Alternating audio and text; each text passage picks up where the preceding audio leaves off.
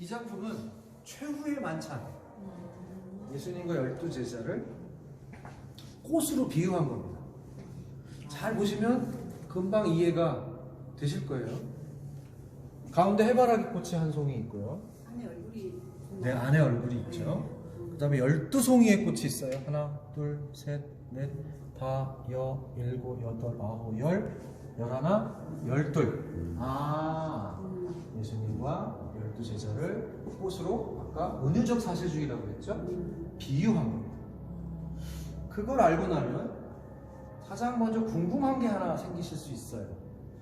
누가 가론 유다지? 그죠?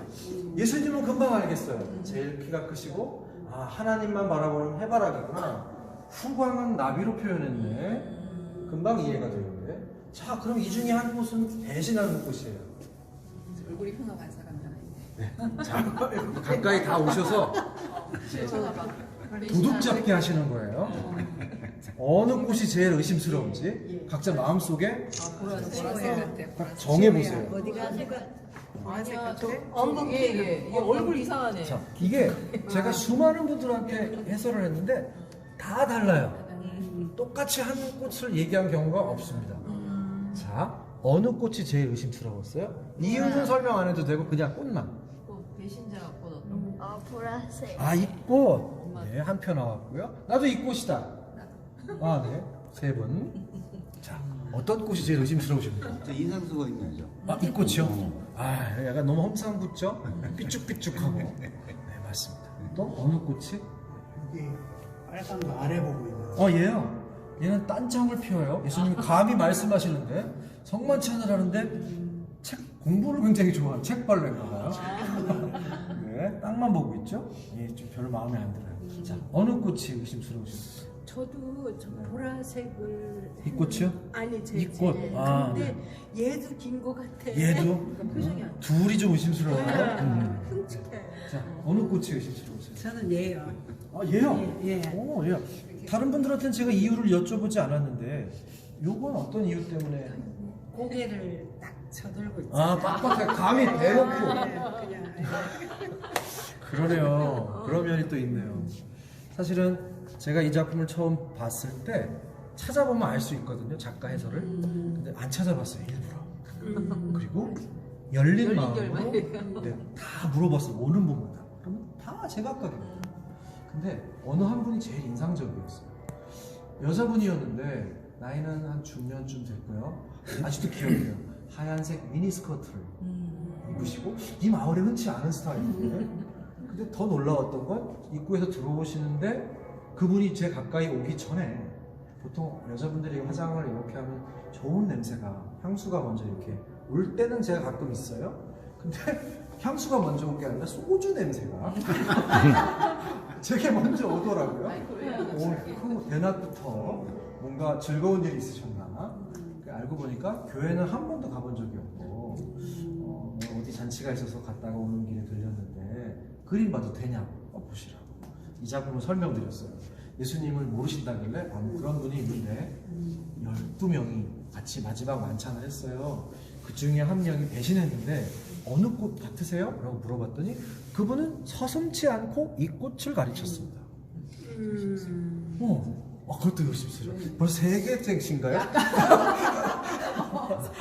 의심이 많은 자하듯이 배신할 수 있는. 저는 사실 저한테는 이 꽃이 굉장히 겸손하게 자신을 낮추고 손을 탁 이렇게 해서 뭔가 거룩해 보였어요. 색깔도 하얀색이고. 근데 그분은 얘가 제일 의심스럽대요.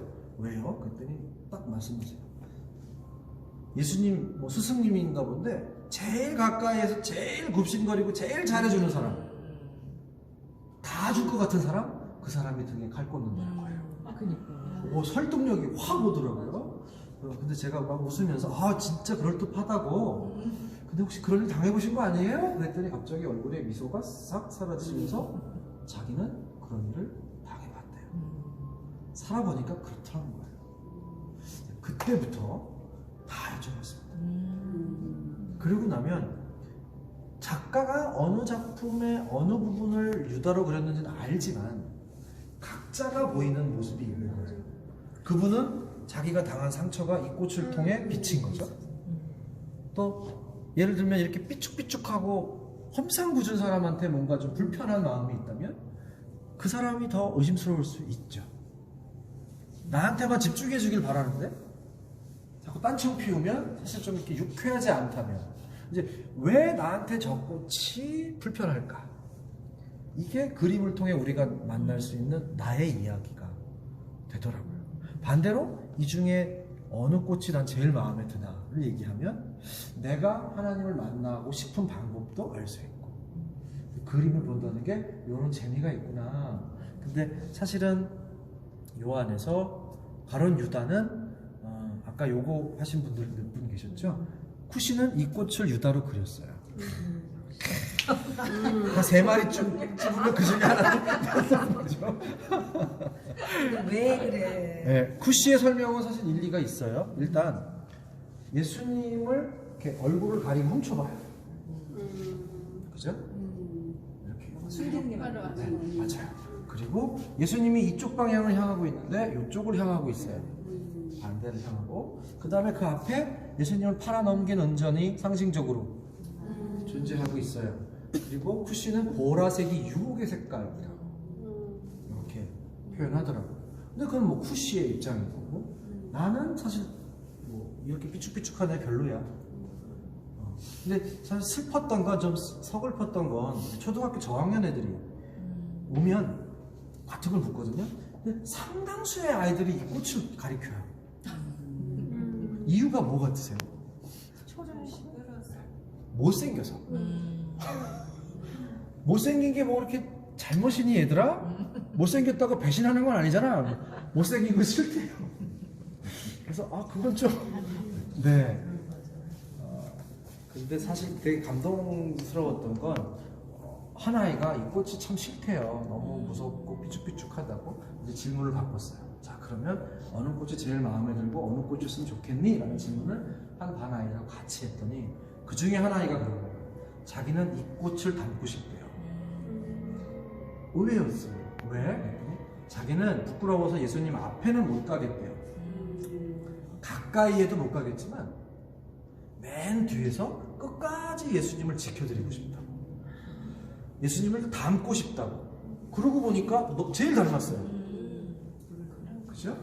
그게 감동스러웠는데 그러자 반대편에 있던 키 큰 남자아이가 사실은 아까 이 꽃이 배신의 꽃이라고 할 때 상처가 됐다는 거예요. 자기가 좀 키도 크고 좀 험상궂고 거칠거칠해서 사람들이 자기를 별로 안 좋아하는데 그런 얘기를 듣는 것 같아서 마음이 안 좋았대. 근데 저 친구가 나를 읽어주는 것 같다.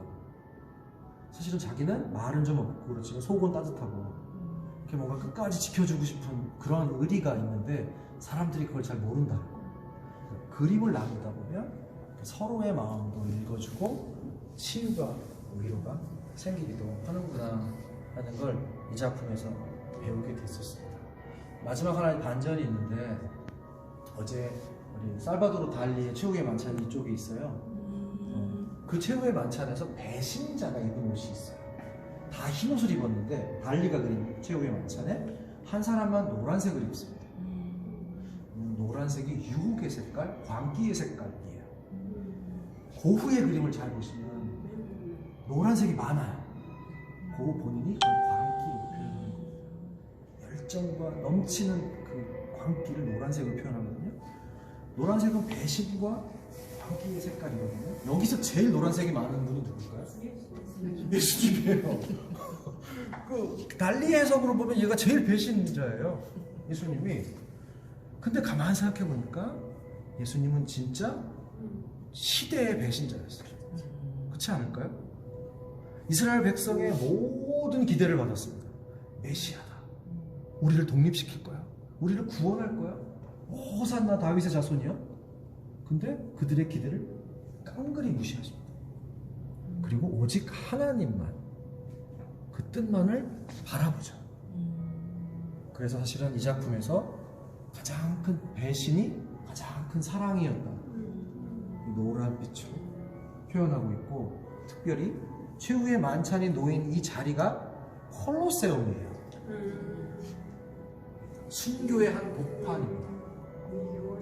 네. 어떤 최후의 만찬도 콜로세움에 상을 차리진 않았어요. 쿠시는 그 의미를 이렇게 표현하고 있더라고요. 그래서 이 작품이 저한테는 여러 가지 재미난 이야기들도 있고 여러분에게 소개시켜드리고 싶었던